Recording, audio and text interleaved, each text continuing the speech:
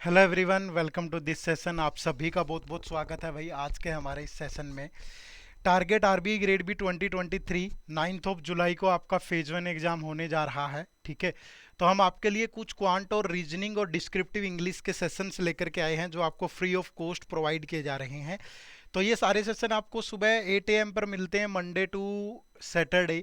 तो इन सेशंस के साथ आप जुड़े रहिएगा। जैसे हम रीजनिंग यहाँ पे पढ़ रहे हैं, तो रीजनिंग में हम टॉप 150 क्वेश्चन डिस्कस करेंगे जो डिफरेंट डिफरेंट टॉपिक्स के होंगे। मैं ये तो नहीं बोल रहा हूँ कि हम यहाँ पे सारा सिलेबस कवर करेंगे, बट जो भी टॉपिक पढ़ेंगे वो टॉपिक हम कंप्लीट पढ़ेंगे। यहाँ से पढ़ने के बाद वो टॉपिक आपको कहीं से पढ़ने की ज़रूरत नहीं है, और हमने वही टॉपिक चूज किए हैं जो आपके एग्जाम के हिसाब से मोस्ट इंपॉर्टेंट है। ठीक है, तो इन सेशंस को लगातार देखिएगा। ठीक है, मैं इस बात की गारंटी देता हूं कि आपकी सेक्शनल कट ऑफ किसी भी सूरत में नहीं रुकेगी अगर आप इन सेशंस को देखते हैं। लेकिन उसके बाद आपको सिर्फ प्रैक्टिस करनी पड़ेगी। लेकिन इतना अच्छा कंसेप्ट, इतने अच्छे पीवाईक्यूज की एक्सप्लेनेशन, नए पैटर्न के क्वेश्चन, सारी चीज़ें हम यहाँ पे डिस्कस कर रहे हैं। तो इसीलिए मैंने बोला है कि ये वो मोस्ट इंपॉर्टेंट क्वेश्चन है जो आपसे एग्जाम में पूछे जाएंगे। तो आज जो टॉपिक हम रीजनिंग में डिस्कस करेंगे वो इनइक्वालिटी और रैंकिंग के कुछ क्वेश्चन होंगे विद इन कंसेप्ट। इससे पहले हम सिलोगिज्म डिस्कस कर चुके हैं, रीजनिंग का एक लेक्चर हो चुका है जिसमें हमने कंप्लीट सिलोगिज्म पढ़ा था। तो आप सिंपली टाइप करेंगे कि सिलोगिज्म एडियोटाइप इस तरीके से, तो आपको वो लेक्चर भी मिल जाएगा जिसमें हमने कंप्लीट हर टाइप का क्वेश्चन, सारी चीज़ें डिस्कस करी थी। ठीक है, तो इन लेक्चर्स के साथ आपको लगातार जुड़े रहना है और अपना फीडबैक, ये लेक्चर्स आपको कैसे लगते हैं, ठीक है, और हमेशा हमारे साथ शेयर करना है। आपको अच्छा कंटेंट मिल रहा है, आपको अच्छा कंसेप्ट मिल रहा है, वो हमें कमेंट सेक्शन में ज़रूर बताइएगा। ठीक है, तो क्वांट के भी 2 लेक्चर आ चुके हैं, quadratic equation, simplification, number series, वो पढ़ चुके हैं हम। रीजनिंग का सिलोगिज्म आ चुका है, और रीजनिंग का आज जो सेकंड टॉपिक है वो इनइक्वालिटी और रैंकिंग होगा। ठीक है, तो कमेंट करके जरूर बताना है कि आपको ये लेक्चर्स कैसे लग रहे हैं। ठीक है, चलो शुरू करते हैं।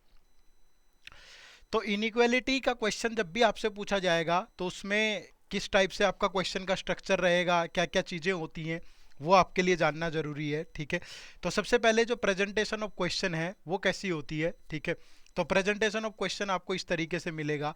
आपको कुछ स्टेटमेंट दी होंगी, कितनी भी हो सकती है, 1 2 3 4 5, और फिर उस पर कुछ कंक्लूजन्स दिए होंगे, और फिर आपके पास ऑप्शंस होंगे 5, और उन ऑप्शंस में कोई भी इंफॉर्मेशन होगी कि आपका कंक्लूजन 1 सही है, 1 और 2 सही है, 1 2 और 3 राइट है, फॉलो करते हैं, तो आपको आंसर करना होता है। ठीक है, तो ये एक डायरेक्ट टाइप का क्वेश्चन होता है।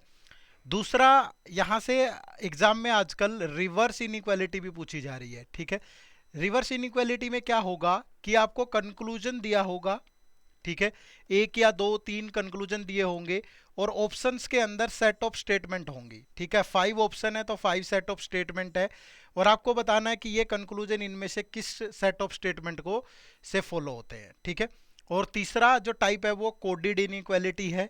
ठीक है, कोडेड इनइक्वालिटी मतलब आपको डायरेक्ट रिलेशन ना दे करके थोड़ा घुमा के दे देगा। जैसे उसने कहा कि A at the rate B means A is neither less और इक्वल टू बी। ठीक है, यानी किसी कोड से रिप्रेजेंट कर देगा सिंबल्स को। तो वहां पे पहले आपको सिंबल बनाने पड़ेंगे। यहां और यहां डायरेक्ट सिंबल दिए हैं, लेकिन यहां बनाने पड़ेंगे और फिर आंसर करना पड़ेगा।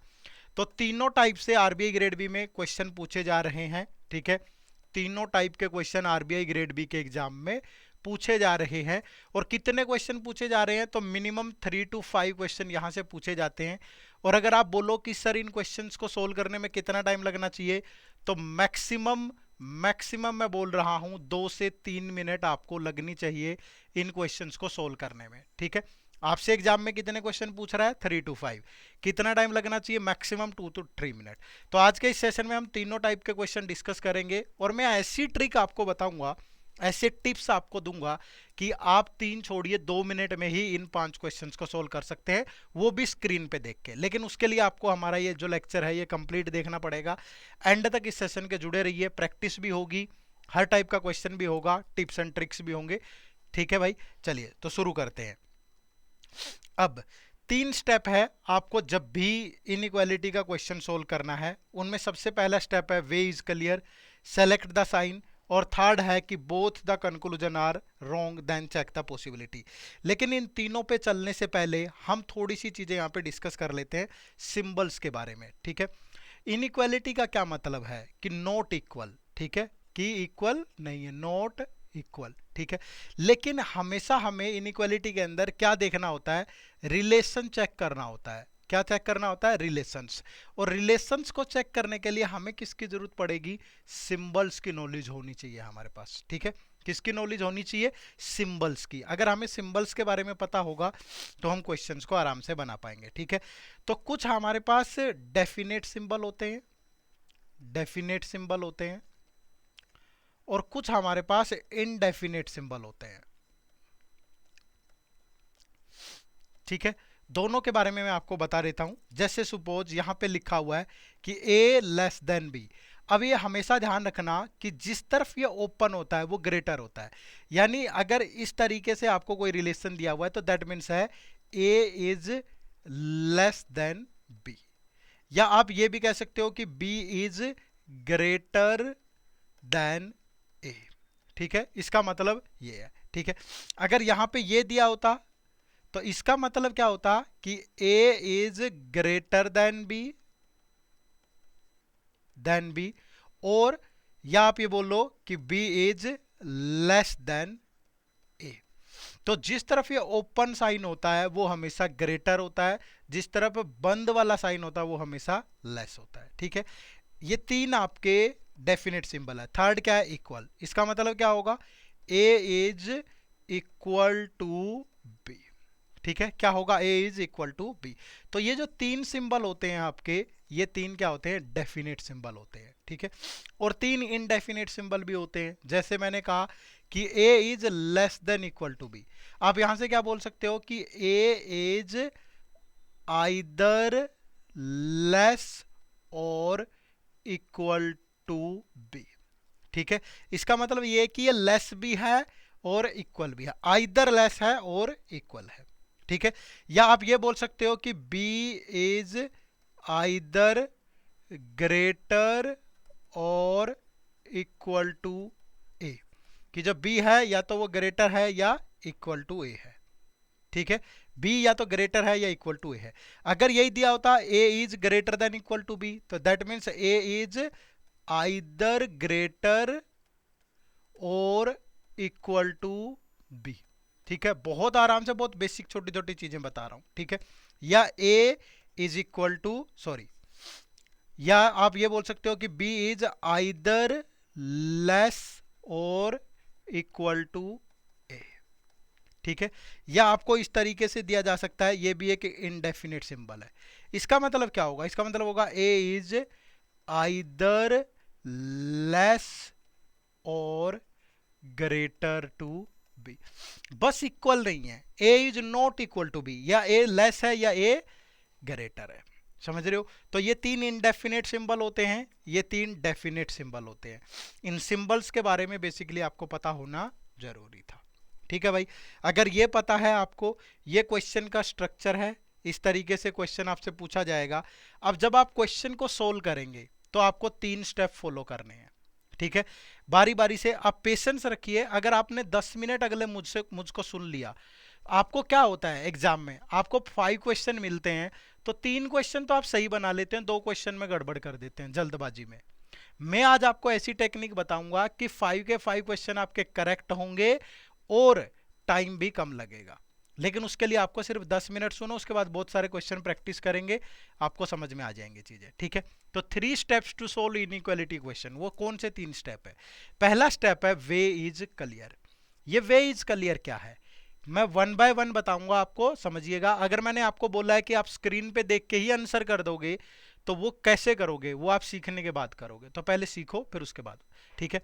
जैसे सपोज मेरे पास एक स्टेटमेंट है, मैं अभी आपको सिर्फ ये बता रहा हूं ये वे इज क्लियर क्या है, फिर सेलेक्ट द साइन पे चलेंगे, फिर थर्ड पे चलेंगे, ठीक है।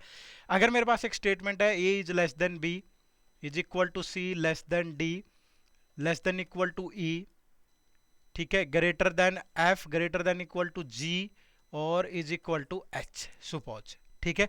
और मेरे पास कुछ कंक्लूजन है। पहला कंक्लूजन है कि A is less than D, जो सेकंड कंक्लूजन है वो ये है कि B is greater than equal to E, ठीक है। थर्ड कंक्लूजन है सपोज कि E is greater than H, ठीक है। फोर्थ कंक्लूजन है कि B is greater than F, और फिफ्थ कंक्लूजन है कि C is less than E, ठीक है। ये 5 कंक्लूजन हमें चेक करने हैं।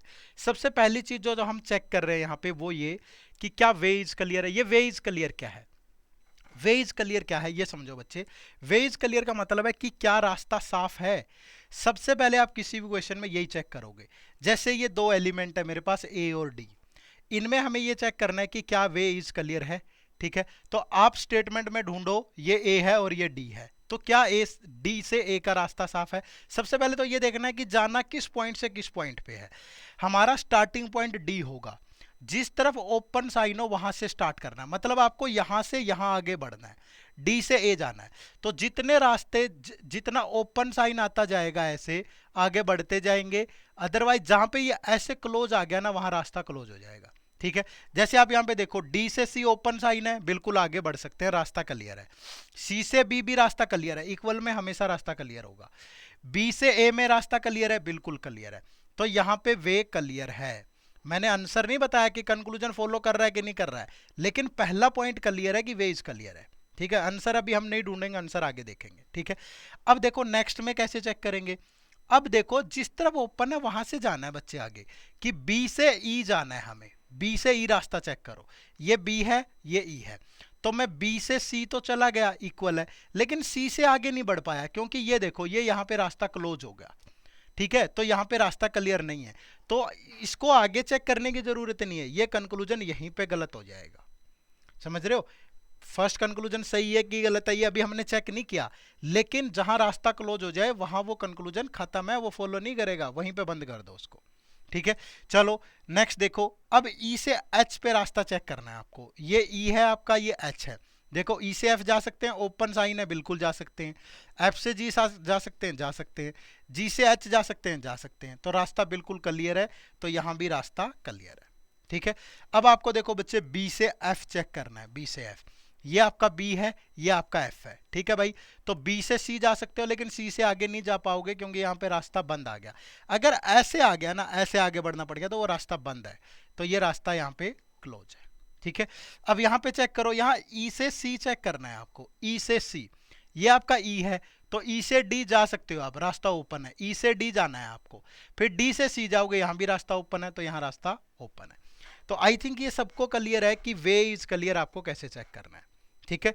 अगर आपको ये रास्ता, सबसे पहले आपको जब आप कोई भी क्वेश्चन सोल्व करोगे तो पहली चीज आपको यही चेक करनी है कि क्या रास्ता क्लियर है।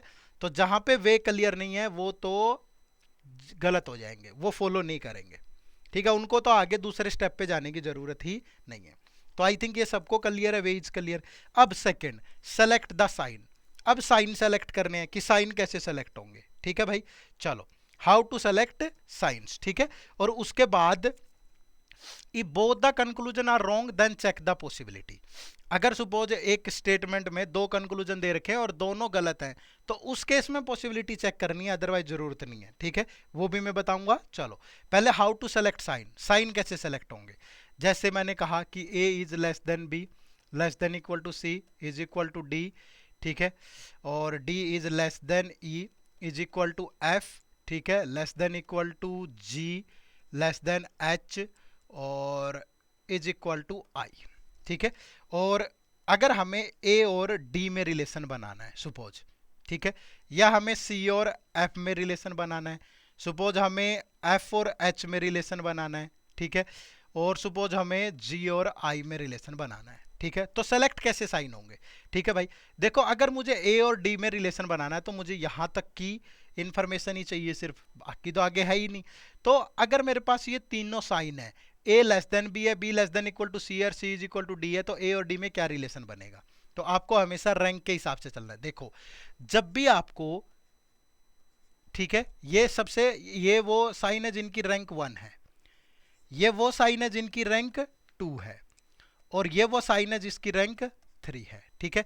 ये एक पेयर है, ये एक पेयर है, ये तीनों साइन का एक पेयर है, ये एक पेयर है, ठीक है भाई। तो अगर आपको इन तीनों साइंस में से सेलेक्ट करना पड़े कभी भी, तो हमेशा वो सेलेक्ट करना है जिसकी रैंकिंग अबव हो। तो अगर आपको इसमें से और इसमें से चूज करना है तो ये वाला चूज करेंगे। सपोज आपको इन तीनों में से चूज करना है तो आप ये वाला चूज करेंगे, ठीक है। अगर कहीं पे ऐसे है किन्हीं एलिमेंट्स के बीच में तो ये वाला साइन सेलेक्ट होगा, ठीक है। अगर आपको इन दोनों में से चूज करना पड़े, जैसे सपोज ये और ये है, तो हमेशा जिसकी रैंकिंग ऊपर है वही चूज होगा, यानी इन दोनों में ये रिलेशन बनेगा। समझ रहे हो? अगर आपको फर्स्ट और थर्ड में से चूज करना पड़े कि इसमें और इसमें से, तो आप हमेशा ये वाला चूज करेंगे। इक्वल वाला तभी चूज होगा हमेशा जब सब जगह इक्वल हो। बात समझ में आई? तो रैंकिंग के हिसाब से चूज करना है, जिसकी रैंक अबव है वही चूज होगा, ठीक है। अगर आपको इन दोनों में से चूज करना है, फर्स्ट और सेकंड में से ऐसे, तो आप ये वाला चूज करेंगे, ठीक है। जैसे यहाँ ए से डी में क्या रिलेशन बनेगा, ये सिंबल भी है, ये भी है और ये भी है, तीनों में से सेलेक्ट करना है तो ये वाला सेलेक्ट होगा, तो A is less than D बनेगा, ठीक है। अगर अपोजिट सिंबल आ गया तो वो तो हमेशा गलत होगा, वो तो फॉलो नहीं होगा कभी भी। हाँ, एक केस पॉसिबिलिटी का बनता है, वो आगे बताऊंगा मैं, ठीक है। जैसे सी और एफ में चूज करना है, ये सी है ये एफ है, तो यहाँ इक्वल है, लेस है, इक्वल है, तो कौन से वाला चूज होगा, ये वाला, तो सी इज लेस देन एफ बनेगा। जैसे एफ और एच में चूज करना है, इन तीनों में, इन दोनों में, F less than equal to G less than H, ठीक है भाई। तो जो लेस देन इक्वल और लेस है, इसमें से लेस वाला चूज होगा, ठीक है।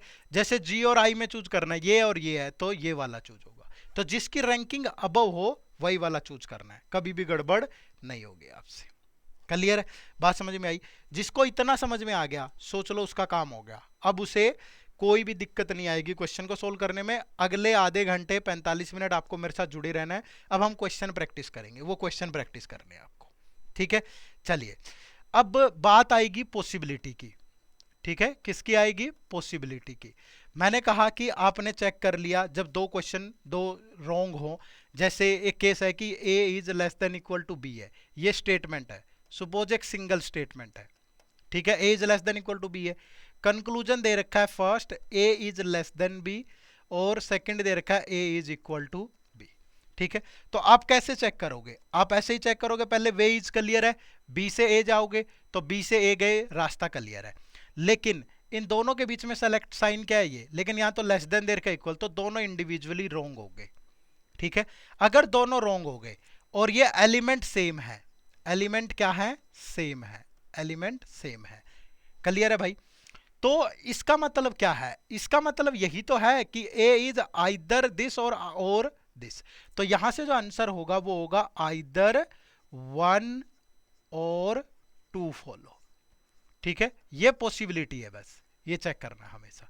अगर ये ऐसे दिया होता तो फिर आपके पास एक ये बनता कि a ग्रेटर देन b और a is equal to b, तो यहां पे आप आइदर और लगा सकते हो। क्लियर है? क्या लगा सकते हो आप यहां पे? आइदर और लगा सकते हो। एक छोटा सा कंफ्यूजन और होता है, बहुत बार ऐसे दे देता है, जैसे suppose c is equal to a greater than equal to b और फर्स्ट कंक्लूजन दे दिया कि c is equal to b और सेकंड दे दिया कि c is greater than equal to b। क्या अब लगेगा? बिल्कुल लगेगा। ये भी आइदर और का केस है, ठीक है। अब आप कहोगे सर ए सी और बी में क्या रिलेशन बन रहा है? यही तो बन रहा है सी और बी में रिलेशन, क्योंकि इन दोनों में से ये चूज होगा, यहाँ पे C is greater than equal to B बनेगा। समझ रहे हो? और इसका मतलब यही है कि either C is greater than और C is equal to B, कोई दिक्कत ही नहीं है। हाँ, अगर यहाँ पे ये भी दिया होता ना सी की बजाय ए, तब भी लग जाता ये, तब भी कोई इश्यू नहीं था, क्योंकि सी और ए इक्वल है तो कोई भी यूज हो जाए, तब भी आइदर और बनेगा। समझ रहे हो? मतलब मैं आपका एक भी जो कंसेप्ट है वो छोड़ नहीं रहा हूं, कि ऐसा नहीं है कि आसान आसान बात तो बता दी, मुश्किल नहीं, ऐसा नहीं है बिल्कुल भी, ठीक है। थर्ड पॉसिबिलिटी का केस बनता है जब अपोजिट साइन हो, अपोजिट साइन हो। तो अपोजिट साइन कभी भी आगे तो तीनों चीजें होंगी, लेस भी, ग्रेटर भी और इक्वल भी। एग्जाम्पल लो, जैसे a is less than b, b is greater than c, ठीक है। फर्स्ट ऑप्शन दे रखा है कि a is greater than c, second option दे रखा है a is less than equal to c, ठीक है भाई। अब a और c के बीच में अपोजिट साइन आ गए तो कोई भी रिलेशन नहीं बनेगा, लेकिन अगर अपोजिट साइन आए तो ये तीन पॉसिबिलिटी बनेगी, या तो a लेस देन c होगा, या a ग्रेटर देन c होगा, या a is equal to c होगा। लेकिन आइदर और के लिए तो आप कहोगे सर दो ही कंक्लूजन होते हैं, ये तो तीन बन गए। तो इन दो कंक्लूजन में ये तीनों चीजें आ गई ना। देखो A is greater than C B है, A is less than C B है और A is equal to C B है, इन दोनों से। तो ये केस भी किसका बनेगा? आइदर और का बनेगा। समझ रहे हो? तो ये तीन केस बनते हैं पॉसिबिलिटी के, ये ध्यान रखना। और बहुतों को इसमें कंफ्यूजन होता है, वो भी मैंने क्लियर कर दिया है। ठीक है, तो अब आप बहुत आराम से इन क्वेश्चंस को बना सकते हो। आई बात समझ में? तो अगर जिसको इतना पता चल गया कि पहला स्टेप क्या, वे इज क्लियर कैसे होगा, सेलेक्ट द साइन, और अगर बोथ कंक्लूजन रोंग हो जाए तो पॉसिबिलिटी चेक कर लेनी है बस। अगर ये चीजें समझ में आ गई तो मैं गारंटी कह रहा हूं कि 5 के 5 क्वेश्चन बनेंगे एग्जाम में, एक भी गलत नहीं होगा, और मैक्सिमम 30 सेकंड लगेंगे किसी भी क्वेश्चन को बनाने में, मैक्सिमम 30 सेकंड, और स्क्रीन से देख के बना लोगे। ठीक है, इसी वादे के साथ अब क्वेश्चन शुरू करते हैं। ठीक है, चलो। तो फर्स्ट क्वेश्चन आप सबकी स्क्रीन पे है। बस एक चीज ध्यान रखना, जब भी कोई क्वेश्चन आए आपके सामने तो वीडियो पॉज करो, पहले उस क्वेश्चन को खुद सोल्व करो, और फिर, क्योंकि अगर आपने सीख लिया है अभी तो फिर उसको एग्जीक्यूट करना भी सीखो ना बच्चे। देखने से कभी कुछ नहीं हुआ, सिर्फ वीडियो देख ली और उसके बाद प्रैक्टिस नहीं की, कोई बेनिफिट नहीं होगा, उसका कोई मतलब नहीं है। तो प्रैक्टिस भी करो। ठीक है, चलो। तो क्वेश्चन नंबर 1 आप सबकी स्क्रीन पे है, फटाफट से सोल्व करो, बताओ क्या आंसर होगा। ठीक है, चेक करने का तरीका मैंने आपको बताया कैसे चेक करना है। देखो कंक्लूजन बना एस से क्यू, पहले वे तो चेक करो रास्ता। अब देखो क्यू ये है, ठीक है, और एस ये है। अब आप कहोगे सर ऐसे कैसे चेक करें, ये तो बहुत मुश्किल है, क्या जो स्टेटमेंट है उन्हें कंबाइन करना पड़ेगा। हल्का फुल्का क्वेश्चन तो मैं भी नहीं ले रहा हूँ, टाइम पास करने नहीं आया हूँ यहाँ, आपका टाइम बहुत प्रीशियस है। तो एग्जाम लेवल की चीजें डिस्कस करेंगे और ट्रिक भी बता रहा हूँ। ठीक है, अब इंप्लीमेंट करना आपका काम है। देखो मुझे क्यू तक अगर जाना है तो मेरे पास पी, जे और एल होना जरूरी है। ठीक है, और अगर आप पूरे क्वेश्चन में देखोगे कि क्यू तक जाने का रास्ता या तो पी से होकर के जाता है, जे से होकर के जाता है, एल तक जाता है। ठीक है, लेकिन यहां पे कहीं भी पी, जे और एल है ही नहीं पूरे क्वेश्चन में। समझ रहे हो? मुझे दिल्ली जाना है, ठीक है, दिल्ली तक रास्ता जाता है सोनीपत से होकर के, सोनीपत से होकर के जाता है, लेकिन मुझे यही नहीं पता कि मैं सोनीपत कैसे पहुंचूं। तो क्या मैं दिल्ली जा पाऊंगा? कभी नहीं जा पाऊंगा। तो जब मैं पी, जे, एल तक नहीं जा सकता तो फिर मैं क्यू तक कैसे चला जाऊंगा? तो यहां रास्ता क्लियर नहीं है, बात खत्म। सेकंड देखो, वाई से जे जाना है आपको, वाई से जे। अब जे आपका ये रहा, ठीक है, वाई आपका ये रहा, एक वाई आपका ये रहा। देखो वाई से आगे आप बढ़ ही नहीं सकते। क्या वाई से आगे जा सकते हो? रास्ता क्लियर नहीं है। यहां देखो वाई से आगे जा सकते हो, रास्ता क्लियर नहीं है, और वाई किसी क्वेश्चन में कहीं है ही नहीं। तो जब आगे बढ़ ही नहीं सकते तो फिर कहानी खत्म। नेक्स्ट चेक करो, देखो एम से पी जाना है आपको, एम से पी जाना है। ठीक है भाई, ये एम है आपका, एम से आप यू जा सकते हो, एम से आप और कहीं नहीं जा सकते। ठीक है, और पूरे क्वेश्चन के अंदर यू कहीं है ही नहीं, और इसको छोड़ के तो आगे कड़ी जुड़ेगी ही नहीं ना, तो ये भी नहीं है। तो यहां पे जो आंसर है वो है नन फॉलोज। पहले चेक करो वे इज क्लियर है, अगर क्लियर है तो फिर साइन सेलेक्ट होंगे, अगर रास्ता ही क्लियर नहीं है तो वहीं पे गड़बड़ है, आगे बढ़ ही नहीं सकते। बात समझ में आई? चलो नेक्स्ट क्वेश्चन देखो भाई, क्वेश्चन नंबर 2 फटाफट से सोल्व करो।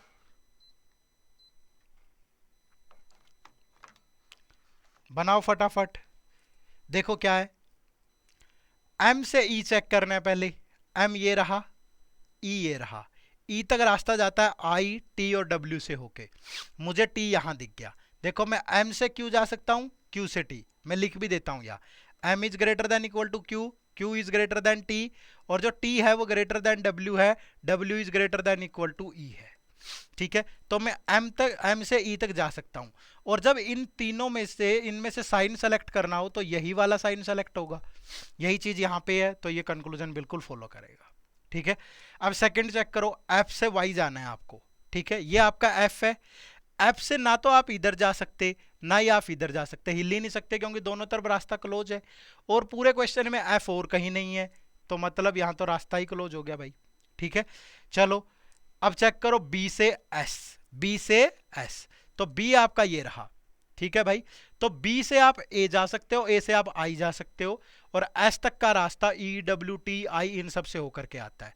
तो मतलब जो एस है वो less than E, less than equal to W, less than T is equal to I, और I is less than A is equal to B है। तो बी से एस तक का रास्ता पूरा क्लियर है। और साइन क्या सेलेक्ट होगा, कहीं भी अगर ये आ गया और बाकी साइन भी आई तो यही सेलेक्ट होता है हमेशा। तो S is less than B, ये भी बिल्कुल सही है। तो यहाँ पे जो राइट आंसर होगा वो ऑप्शन नंबर ई होगा, बोथ 1 एंड 3 फॉलो। ठीक है, क्या होगा, बोथ 1 एंड 3 फॉलो। क्लियर है। चलिए नेक्स्ट, कमेंट सेक्शन में मुझे बताते रहो कि क्या यही आंसर आ रहे हैं। आपको वीडियो में साथ के साथ कमेंट करके बताना है कि ये आंसर है मेरा। ठीक है, चलो नेक्स्ट देखो भाई क्या है। स्टेटमेंट है, वीडियो पॉज करो, पहले खुद से सोल्व करो तभी आगे बढ़ना। ठीक है, देखो फर्स्ट के से एक्स चेक करना है आपको। ठीक है, के से एक्स। अब देखो एक्स ये रहा आपका, एक्स तक का रास्ता क्यू से होकर के जाता है और क्यू ये रहा मेरे पास। तो के से आई जा सकता हूं, आई से ओ जा सकता हूं, ओ से क्यू जा सकता हूं और क्यू से एक्स भी जा सकता हूं। और जब साइन सेलेक्ट होगा तो यही होगा, तो के इज ग्रेटर देन एक्स सही होगा, जो कि यहां पे गिवन है। क्लियर है। नेक्स्ट देखो, बी से टी चेक करना है अब आपको, जिस तरफ ओपन हो उससे आगे बढ़ते हैं, बी से टी। अगर वीडियो शुरू से नहीं देखी तो दोबारा से देखो, समझ में आना चाहिए। लेकिन मैंने आपको वादा किया कि इतना जरूर पढ़ा दूंगा, ये टॉपिक फिर कहीं नहीं पढ़ना आपको। जो टॉपिक मैं यहाँ पढ़ा रहा हूँ वो कहीं से पढ़ने की जरूरत नहीं है, बस प्रैक्टिस करो। ठीक है, चलो बी से टी, ये देखो भाई टी, तो टी जो है वो वाई से होकर के जा रहा है और बी से वाई जा सकते हैं, यानी B is greater than Y और Y is greater than T. अब आप कहोगे सर ढूंढना मुश्किल नहीं है, कहाँ मुश्किल है यार, प्रैक्टिस तो करनी पड़ेगी। अगर आप सोच रहे हो कि 1 सेकंड में हो जाएगा, वो तो पॉसिबल नहीं है भाई। पहले 1-2 घंटा लगाओ, ये वीडियो 1 बार 2 बार देखो, फिर प्रैक्टिस करो। गारंटी है अगर सवाल गलत हो जाए तो B is greater than T, ये भी बिल्कुल सही है। ठीक है, अब देखो y से w जाना है आपको। अब y कहाँ है, ये रहा, y से आगे नहीं बढ़ सकते, y से t, t से r, लेकिन w तक का रास्ता k i o q से होकर के जाता है और ये कहीं और है नहीं। ठीक है, क्योंकि यहां पे था q, लेकिन ये y से q जा नहीं सकते आप, तो ये फॉलो नहीं होगा। तो यहाँ पे बोथ 1 एंड 2 फॉलो होंगे। क्लियर है। y तक जाने का रास्ता t और r से जाता है, t और r पूरे क्वेश्चन में है ही नहीं कहीं, नहीं y तक ये यहां से भी नहीं जाएगा, y तक यहां से भी नहीं जाएगा, y से t और r जा सकते हो। अच्छा, y से w तक जाना था हमें, w तक का रास्ता k i और q से जाता है, लेकिन k i o q बाकी कहीं है ही नहीं, इसको छोड़ दे। लेकिन यहां तक आ नहीं सकते आप किसी और के थ्रू, तो ये नहीं फॉलो होगा। तो आंसर होगा बोथ 1 एंड 2 फॉलो। क्लियर है। चलो नेक्स्ट देखो, क्वेश्चन नंबर 4। ये आरबीआई ग्रेड बी 2019 का क्वेश्चन है, 2019 में पूछा गया। ठीक है, आजकल कैसे क्वेश्चन आ रहे हैं 21 और 22 के क्वेश्चन, वो भी डिस्कस करेंगे आगे। सोल्व तो करो यार।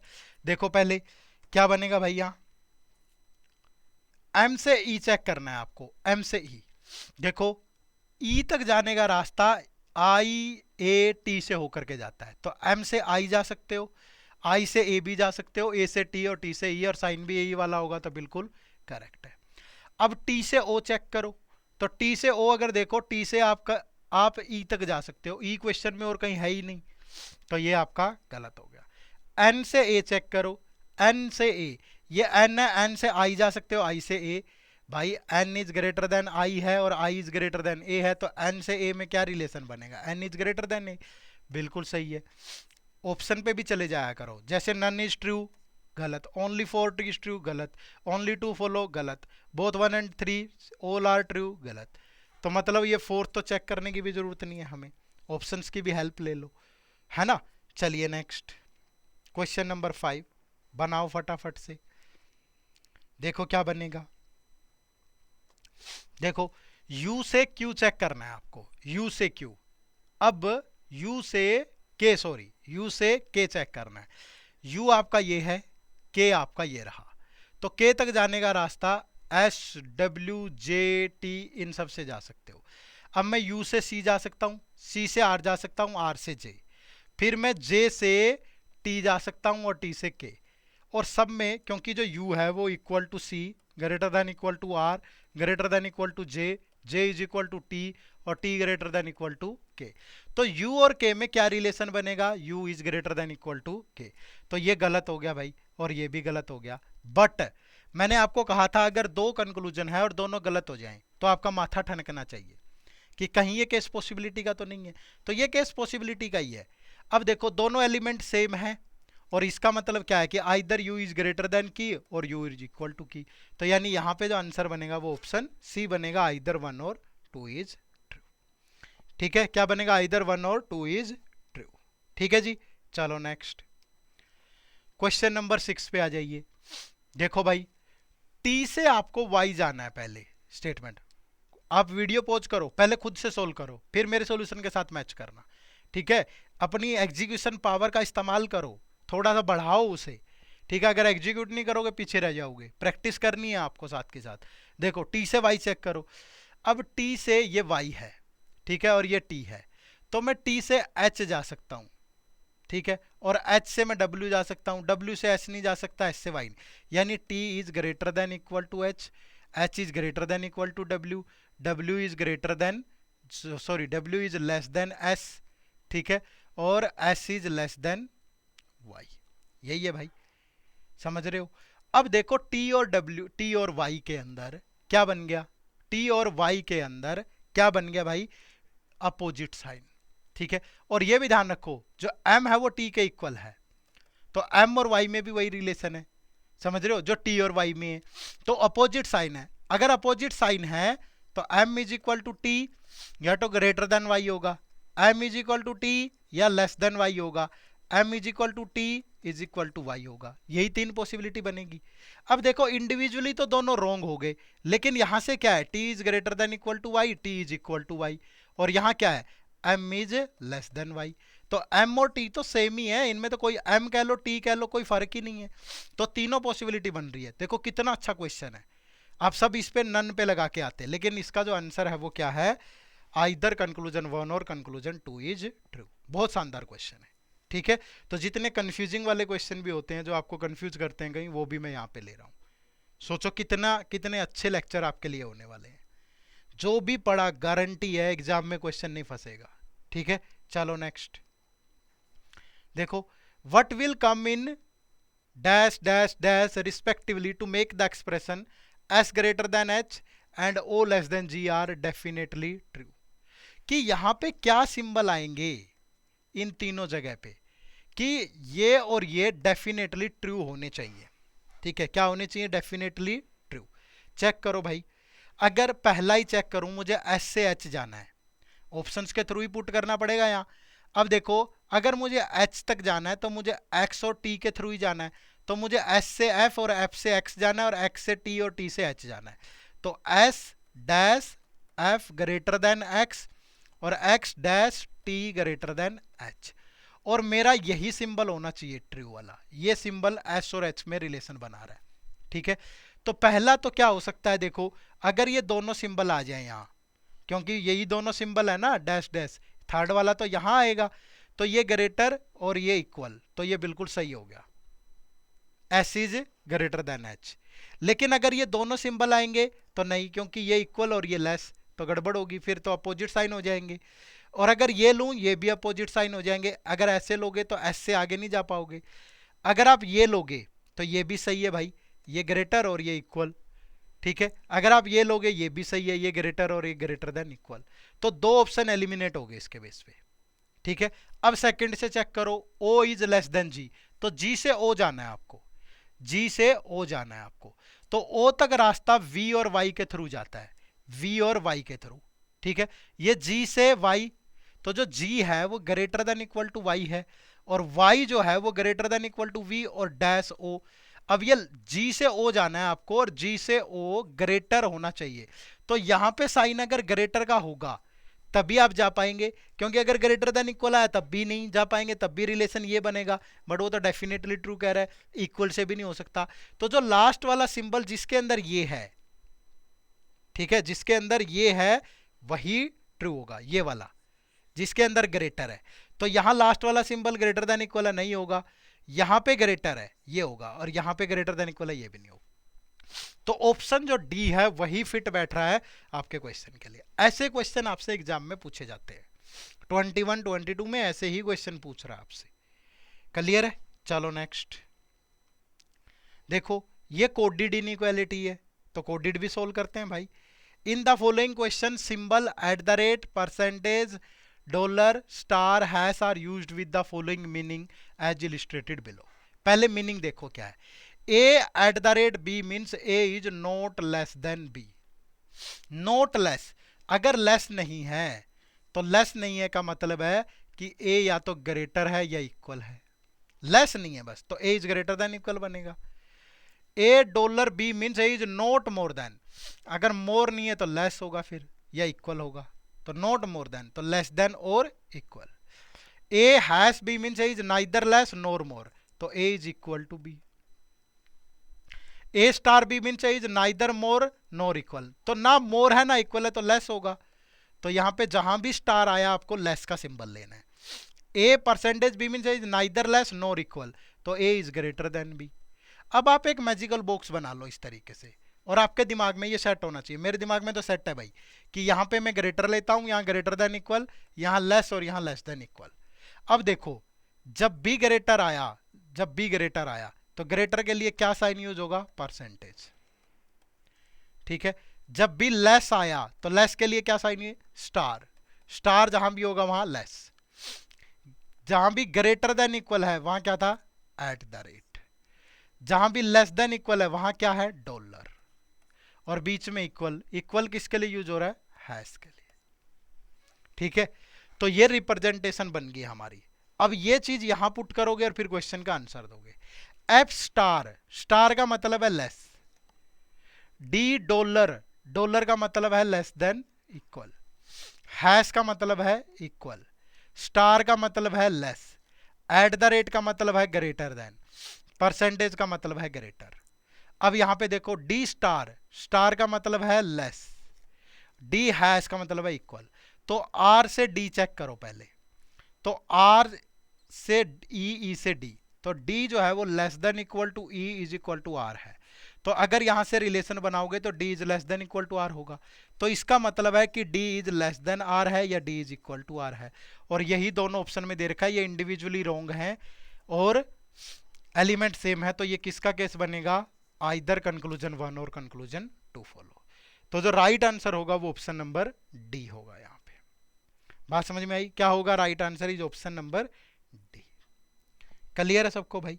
चलो नेक्स्ट क्वेश्चन देखो। In each of the following question the relationship between different element is given. तो आपको पहले पढ़ना है, मैंने अलग अलग लिए जानबूझ के, एक ही सिंबल से। जब भी आपको वो कोडेड इनक्वालिटी का क्वेश्चन देगा तो बार बार सिंबल नहीं बनाने पड़ेंगे, वो आपको देता है एक ही बार दे के 3-4 क्वेश्चन पूछ लेगा उस पर, लेकिन मैंने तो प्रैक्टिस करने के लिए आपको दिए यहाँ पे अलग अलग। तो वीडियो को पॉज करो, पहले इस क्वेश्चन को बनाओ, फिर मेरे साथ मैच करना। A@B means A is greater than B, A is greater than B। A%B means not greater, तो लेस देन होगा भाई, equal. A is less than B, hash का मतलब। A इज नॉट लेस मतलब ग्रेटर देन इक्वल, और A is neither greater nor less, तो A is equal to B। तो यानी कि अगर मैं बॉक्स बनाऊं greater, greater than equal, less, less than equal और इक्वल, तो ग्रेटर किसके लिए आ रहा है, @। लेस देन इक्वल किसके लिए आ रहा है, परसेंटेज। लेस किसके लिए आ रहा है, हैश। ग्रेटर देन इक्वल किसके लिए आ रहा है, एंड। और cap is use for equal. अब यहां पे रिलेशन बनाओ, और क्या है, हैश। हैश का मतलब है less than N. Percentage, percentage का मतलब है less than equal G. Hash मतलब लेस देन एल। फिर है एम, हैश एक्स एंड, तो एंड का मतलब है greater than equal Z @L। तो ये स्टेटमेंट है। कंक्लूजन है एन हैश, हैश का मतलब लेस देन है, एम @ मतलब ग्रेटर देन एल। और चेक कर दो भाई, क्या परेशानी है चेक करने में, ठीक है। देखो एक्स से एन जाना है आपको, तो एक्स से आप कहाँ चले गए, जेड, जेड से एल, और एल से जी और जी से एन, बिल्कुल फॉलो करेगा। और सिंबल भी यही वाला सेलेक्ट होगा कि एक्स जो है वो ग्रेटर देन एन है। फिर एम से एल जाना है आपको, तो एम से तो आगे आप बढ़ ही नहीं सकते, यहीं पे ब्लॉक हो गया, तो ये खत्म। तो यहाँ पे ओनली कंक्लूजन 1 फॉलो करेगा, तो option number A is the right answer. Clear है सभी को, आगे बढ़े नेक्स्ट क्वेश्चन।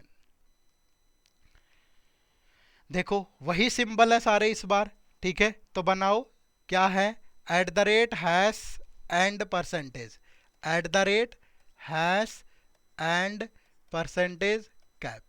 मुझे तो याद है ना कि ये मैं किसके लिए यूज करता हूं, मुझे तो रटा हुआ है, वही सेम पीछे वाली ही इंफॉर्मेशन है यहां भी। बनाओ क्वेश्चन भाई। एन यहां पे लिख लेते हैं hash less and greater than equal to P cap equal to W at the rate V. फिर सेकंड है S percentage less than J hash less Q at the rate W. अब आप कहोगे सर हमें एग्जाम में यही change, आप नहीं चेंज कर पाओगे, आपको तो कॉपी पे लिखना पड़ेगा ना इसको, ऐसे तो नहीं बना पाओगे, लिखना पड़ेगा, या इतनी स्पीड अच्छी हो कि देख देख के मैच, मुझे लगता है लिख लेना चाहिए, जल्दी जल्दी सोल्व कर पाओगे कोडिड वाले में, अदरवाइज लिखने की जरूरत नहीं पड़ेगी, आप स्क्रीन पे देख के आंसर कर सकते हो। देखो एम एट द रेट का मतलब क्या है, ग्रेटर देन जे, और N has less than S, तो एम से जे चेक करो, तो एम से पी जा सकते हैं, एन जा सकते हैं, डब्ल्यू जा सकते हैं, वी जा सकते हैं, लेकिन डब्ल्यू से आगे नहीं जा सकते कहीं भी, ठीक है, तो ये आपका फॉलो नहीं करेगा। अब एस से एन, एस से कहीं भी नहीं जा सकते आप आगे, तो ये भी, तो यहां जो राइट आंसर होगा वो होगा neither conclusion 1 nor 2 follow. Clear है भाई, नाइदर कंक्लूजन 1 नॉर 2 फॉलो। यार इतना कॉन्फिडेंस तो आ गया होगा ना अब कि कैसा भी क्वेश्चन दे दे फोड़ देंगे हम, कंसेप्ट भी बता दिया है और प्रैक्टिस क्वेश्चन भी इतने अच्छे दे रहा हूं आपको, इससे ज्यादा फ्री ऑफ कॉस्ट क्या मिलेगा, कहीं नहीं मिलेगा, ठीक है। तो कमेंट करके बताना जरूर कैसे लग रहे हैं आपको ये लेक्चर, ठीक है। चलो नेक्स्ट, ये देखो अब 2021 और 2022 के क्वेश्चन पीवाईक्यू भी ले लेते हैं। In which of the following expression does the expression definitely hold true. तो जब भी ये चेक करना है और ये चेक करना है, पहले इसको चूज करो, इस पे ज्यादा ऑप्शन एलिमिनेट हो जाएंगे, जहां पे लेस देन और ग्रेटर देन इक्वल आए, तो जी से ए चेक करो पहले। अब देखो फर्स्ट कंक्लूजन में चेक करूं, जी से आगे मैं जा ही नहीं सकता, रास्ता ब्लॉक हो गया, तो ये एलिमिनेट। यहां देखो जी से एफ, एफ से एम, एम से डी आगे मैं नहीं बढ़ पाऊंगा, रास्ता क्लोज हो गया। जी इज इक्वल है, लेकिन यहां तो डेफिनेटली होल्ड ट्रू बोला है ना, गलत। अब यहां देखो जी से डी, डी से ए, बिल्कुल सही है भाई। अब आई से डी चेक करो, अब आई से एस, एस से बी, बी से ए से डी, ये भी सही है, तो ये आपका राइट आंसर होगा। यहाँ इस तरीके से चेक करना है, क्या स्क्रीन से देख के नहीं चेक कर पाओगे, कर पाओगे यार, 15-20 सेकंड से ज्यादा भी नहीं लगेंगे, लेकिन आपको पता हो कि रास्ता क्लियर कैसे है, फिर साइन सेलेक्ट कैसे करनी है। हर कोई भी चीज हो ना, कोई भी लक्ष्य बहुत बड़ा लगता है, लेकिन उसको स्टेप्स में तोड़ लो, छोटे छोटे स्टेप्स में, तो कितना मजेदार लगेगा, वो पता भी नहीं चलेगा। पहला पॉइंट क्या चेक करोगे, वे इज क्लियर, रास्ता क्लियर है तो फिर साइन सेलेक्ट कर लो, दोनों कंक्लूजन रॉन्ग हो जाए तो पॉसिबिलिटी चेक कर लो, क्वेश्चन सही है, बस बात खत्म, इतनी सी तो चीज है। चलो आगे क्वेश्चन 12 देखो, which of the following expression will definitely be true if the expression L greater than R and M less than equal to N are true। तो N से M चेक करो आप, N से M पहले check करो, देखो N से S, S से M, साइन तो ये सेलेक्ट होगा, तो ये तो गलत। फिर N से आगे बढ़ ही नहीं सकते, गलत। N से आगे ब्लॉक हो गया, गलत। N से आगे ब्लॉक हो गया, गलत। तो none of these is the right answer, कि कोई भी सही नहीं है। क्या लगे 10 सेकंड से ज्यादा? नहीं लगेंगे भाई, लेकिन वीडियो शुरू से देखनी पड़ेगी, जो जो चीजें बताइए वो ध्यान में रखनी है, ठीक है। चलो नेक्स्ट देखो, which of the following expression does the B less than equal to H and A is greater than G definitely hold true. पहले ये चेक करेंगे एच से बी, तो देखो एच से बी नहीं जा सकते, रास्ता ब्लॉक। एच से जी, जी से एफ, एफ से बी, लेकिन साइन ये वाला सेलेक्ट होगा, गड़बड़ है। एच से एस, एस से बी, बिल्कुल सही है, लेकिन ए से जी चेक करो, अब ए से आगे ब्लॉक है, खत्म। अब देखो एच से ई, ई से बी, बिल्कुल सही है, यही साइन सेलेक्ट होगा। ए से जी जाना है, ए से ओ, ओ से एच, एच से ई, बी यू जी, रास्ता क्लियर है, साइन भी यही सेलेक्ट होगा, तो यही राइट आंसर है।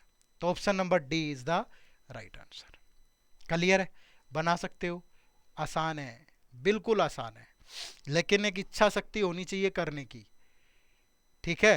अगर सोचते रहोगे और वेट करते रहोगे, अभी सोच रहे हैं कि मतलब अभी तो हैं 50-60 दिन एग्जाम में, फिर करेंगे, फिर कभी नहीं आएगा फिर, समझ रहे हो। चलो देखो, ये आरबीआई ग्रेड बी 2022 का क्वेश्चन है। देखो भाई, इन विच ऑफ द फॉलोइंग के is greater than T is definite. अब ये देखो ना कि क्वेश्चन पूछने का लेवल भी तो बढ़ रहा है धीरे धीरे। पहले सिंगल स्टेटमेंट में दे रहा था यही रिवर्स, अब 3-3 स्टेटमेंट में दे रहा है। यार आसान नहीं है। और यहां देखो, K is greater than T is definitely true और K is greater than T is definitely false. Level तो बढ़ रहा है एग्जाम में धीरे धीरे, उस लेवल से प्रिपेयर नहीं करोगे तो पीछे रह जाओगे। सिर्फ टिप्स और ट्रिक्स के चक्कर में मत रहना। ये आरबीआई ग्रेड बी है, कोई क्लरिकल का एग्जाम नहीं है, मैनेजर बनने जा रहे हो, है ना। देखो तो के से टी डेफिनेटली ट्रू। देखो यहां के ये रहा और टी कहां पे है, टी ये रहा। तो टी तक का रास्ता जेड से जी और टी या एस, तो जेड जी और एस से ही जाएगा। तो यहां जेड जी और एस नहीं है, यहां जेड जी और एस है कहीं, ये रहा जी। तो के से जी आप जा ही नहीं सकते। आप ये ढूंढो ना कि टी तक अगर आपको जाना है तो किसके थ्रू जाओगे आप जेड जी और एस के थ्रू जा सकते हो। जेड जी और एस कहीं है नहीं, जेड और एस, जी है और के से जी जा नहीं सकते, तो ये ऑप्शन एलिमिनेट हो गया। अब सेकंड में ढूंढो आप, टी तक अगर आपने जाना है, टी तक, तो टी तक आप एस से जा सकते हो बस, और किसी से नहीं जा सकते, और एस पूरे क्वेश्चन में कहीं और है नहीं, तो ये भी खत्म। अब आपको टी तक जाना है तो आपको जेड और जी से जाना है या एस से जाना है, और के आपका ये रहा, तो के से जी जा सकते हो आप और जी से टी जा सकते हो आप, तो मतलब ये बिल्कुल सही है। अब ये डेफिनेटली फॉल्स भी होना चाहिए, के से एल, क्या के से एल जा सकते हो। अब के से आपको अगर एल तक जाना है तो आप सिर्फ सी से जा सकते हो, एल तक जाने का रास्ता सी से होकर जाता है और किसी से होकर नहीं जाता, और सी है नहीं पूरे क्वेश्चन में कहीं, तो ये फिर फॉल्स से होगा। समझ रहे हो, क्या होगा, फॉल्स होगा। ठीक है, के से जी एक बार दोबारा फिर से भी चेक कर लेते हैं, लेकिन के से जी, के से पी भी होकर के जा सकते हैं ना, पी है क्वेश्चन में कहीं, पी भी नहीं है, सी भी नहीं है। लेकिन अगर ब्लॉक का साइन आएगा तो फिर तो पॉसिबिलिटी बन जाएगी, फिर ये डेफिनेटली वाला तो गड़बड़ हो गया ना। अगर के जो है वो ग्रेटर देन जी है और जी जो है वो जी से टी एस बी जा सकते हैं, लेकिन एल तक जाने का रास्ता सिर्फ सी से है या पी से है, और पी कहीं और दे नहीं रखा। ठीक है, तो रास्ता ही क्लियर नहीं है, ब्लॉक का साइन भी नहीं आया ये तो कहीं। ठीक है, तो यही बनेगा भाई, तो ये आपका डेफिनेटली हो जाएगा। ठीक है, तो ये आपका डेफिनेटली, बात समझ में आई भाई। चलो, तो यहां पे आंसर क्या होगा, ऑप्शन नंबर 3। चलिए नेक्स्ट, ये भी आपका आरबीआई ग्रेड बी 2022 का क्वेश्चन है। In these question are relationship between different element is given, तो पहले बनाना पड़ेगा उसके बाद चेक करना है। ठीक है भाई, देखो कितना अच्छा क्वेश्चन दिया हुआ है यहाँ पे। क्या है, M and N means M is neither greater nor equal, ना ग्रेटर है ना इक्वल है, तो M is less than N होगा। M percentage N means neither smaller nor greater, तो इक्वल होगा भाई, ना स्मॉलर है ना। एम इज नॉट ग्रेटर, तो that means M is not greater, तो एम इज लेस देन और equal to N. M is greater than N, और आइदर ग्रेटर और इक्वल, तो M is either greater, M is not greater है तो M is less than, M is either greater और equal to N, तो ये बनेगा। तो अब बॉक्स बना लेते हैं एक बार, ये ग्रेटर है, ये ग्रेटर देन इक्वल है, ये लेस है, ये लेस देन इक्वल है, और ये इक्वल है। तो एम डॉलर का मतलब है लेस, सॉरी एंड का मतलब, परसेंटेज का मतलब है इक्वल, और लेस देन इक्वल है स्टार, और ग्रेटर के लिए है डॉलर, और ग्रेटर देन इक्वल के लिए है एट द रेट। ठीक है, चलो, तो which of the following will make S greater than P definitely true, S greater than P definitely true. तो पहले यहां पुट करो भाई 1, पी डॉलर, डॉलर का मतलब है greater E, eight the rate I, ठीक है भाई, स्टार मतलब लेस देन, और एस, क्योंकि एस से पी चेक करना है ना, तो एस से आई, आई से आगे जा नहीं सकते ब्लॉक, तो ये तो गलत हो गया। सेकंड चेक करो, सेकंड में क्या है, आई परसेंटेज, परसेंटेज क्या equal L, at the rate मतलब greater than equal, P percentage मतलब इक्वल के, और के स्टार का मतलब है less than equal to G, और G is less than equal to, star का मतलब है less than equal to S, ठीक है। तो which of the following will make S greater than P, फिर से एक बार देख लीजिए, पी परसेंटेज का मतलब है इक्वल, और के जे दिस, ठीक है भाई। तो यहां से भी नहीं बनेगा भाई, क्योंकि एस से जी, जी से के से पी, ये तो ये वाला साइन आया, बट वो तो ये मांग रहा है, तो ये भी गड़बड़ है। अब यहां चेक करो थर्ड में कि बी स्टार, स्टार का मतलब क्या भाई, less than equal, P percentage का मतलब इक्वल, और फिर वाई, वाई एंड का मतलब, एंड का मतलब लेस, एन और less than equal to S, ठीक है। तो एस से एन, एन से वाई, वाई से पी, और साइन यही सेलेक्ट होगा, तो यहां से बन रहा है, तो 3 से बनेगा, तो आंसर होगा ओनली कंक्लूजन 3 फॉलोज, ठीक है। इफ ओनली कंक्लूजन 3 फॉलोज, ये आपके क्वेश्चन का राइट आंसर होगा यहां पे भाई। क्लियर है, चलो नेक्स्ट। अब ये कुछ क्वेश्चन जो हैं इस टाइप से रैंकिंग के भी आपसे एग्जाम में पूछे जाते हैं, ठीक है, वो भी मैं बता देता हूं। एक क्वेश्चन ऐसा भी आपको पक्का मिलता है, क्या है देखो, how many such pair of letters are there in the word rockabilly, each of which has as many letters between them in the word as in the English alphabet, both forward and backward. तो हमारे पास एक word है, हमें बताना है कि जैसे English alphabet में किन्हीं दो लेटर्स के बीच में जितने लेटर होते हैं उतने ही यहाँ पे है कि नहीं। तो पहले आपको हमेशा इस वर्ड को एज इट इज लिख लेना है, ठीक है भाई। उसके बाद क्या करना है, आपको इन सब की प्लेस वैल्यू लिख लो। जैसे इंग्लिश अल्फाबेटिकल सीरीज में ये 1 होता है, ये B2 होता है, C3 होता है, लेफ्ट हैंड साइड से D4 होता है, ऐसे ही R18 होता है, O15 होता है, C3 होता है, K11 होता है, A1 होता है, B2 होता है, I9 होता है, L12 होता है, L12 होता है, और Y25 होता है। इनको लिख लो। अब चेक कर लो कैसे, जैसे 18 से स्टार्ट करो आप, मतलब नंबर से स्टार्ट करनी है, कॉन्टिन्यूस जो गिनती होती है हमारी, काउंटिंग होती है, जैसे 18, 19, 20, 21, 22, 23, 24, 25, 26, 27, जहां भी नंबर मैच कर जाएगा वही एक पेयर बनेगा, बट ये नहीं बन रहा। अब यहां से चेक करो, 15, 16, 17, 18, 19, 20, 21, 22, 23 नहीं बना। फिर यहां से चेक करो, 3, 4, 5, 6, 7, 8, 9 नहीं बना, 11, 12, 13, 14, 15, 16 नहीं बना, 1, 2 बन गया एक पेयर, ये एक पेयर बन गया भाई, 3, 4, 5, 6 नहीं बना, 2, 3, 4, 5 नहीं बना, 9, 12, 25 किसी से नहीं बनेगा। अब बैकवर्ड आ जाओ, अब बैकवर्ड चेक करो भाई, बैकवर्ड से बन रहा है कहीं, देखो 25 से छोटे हैं सारे, नहीं बनेगा, 12, 13, 14, 15, 16, 17, 18, 19 नहीं बना, 12, 13, 14, 15, 16, 17, 18, 19 नहीं बना, 9, 10, 9, 10, 11, 12, 13, 14 नहीं बना, 2, 3, 4, 5, 6 नहीं बना, 1, 2, 3 ये बन गया एक पेयर, फिर 11 बाकी किसी नहीं बनेगा, तो 2 पेयर बनेंगे यहाँ पे। तो जो आंसर होगा वो ऑप्शन नंबर सी होगा आपका, बिल्कुल राइट। क्लियर है, चलो। How many such pair of letters are there in the word integrate, अभी मैंने आपको सिखाया है, तो ये आप लोगों के लिए होमवर्क है। इस क्वेश्चन का आंसर आप सभी मुझे कमेंट सेक्शन में बताएंगे, ठीक है। तो कमेंट करके बताइएगा कि इस क्वेश्चन का आंसर क्या होगा, ठीक है। चलो, जो क्वेश्चन होता है रैंकिंग का वो इस तरीके से भी पूछता है आपसे एग्जाम में, ठीक है। जैसे आप फटाफट से ट्राई करो, वीडियो को पॉज करो, ठीक है, फटाफट से ट्राई करके बताओ क्या होगा भाई।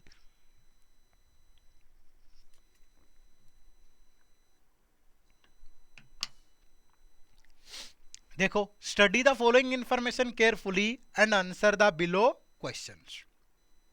क्या है, 6 पर्सन्स हैं, L, M, N, O, P and Q have different height. Only one person is between the one whose height is 159 centimeter and L. जिसकी हाइट 159 है और L के बीच में एक पर्सन है। ठीक है, आगे कह रहा है the height of P is 156 centimetre. P की हाइट जो है वो 156 सेंटीमीटर है। M is taller than L, जो M है वो टोलर देन L है। The number of people between N and L is the same as between L and Q। N और L के बीच में जितने पीपल हैं L और Q के बीच में उतने ही पीपल हैं। The number of person who are taller than N is same as the shorter than P। N से टोलर जितने लोग हैं P से शॉर्टर उतने ही लोग हैं। ठीक है, the height of L is 10 centimetre more than Q। L की हाइट Q से 10 सेंटीमीटर मोर है।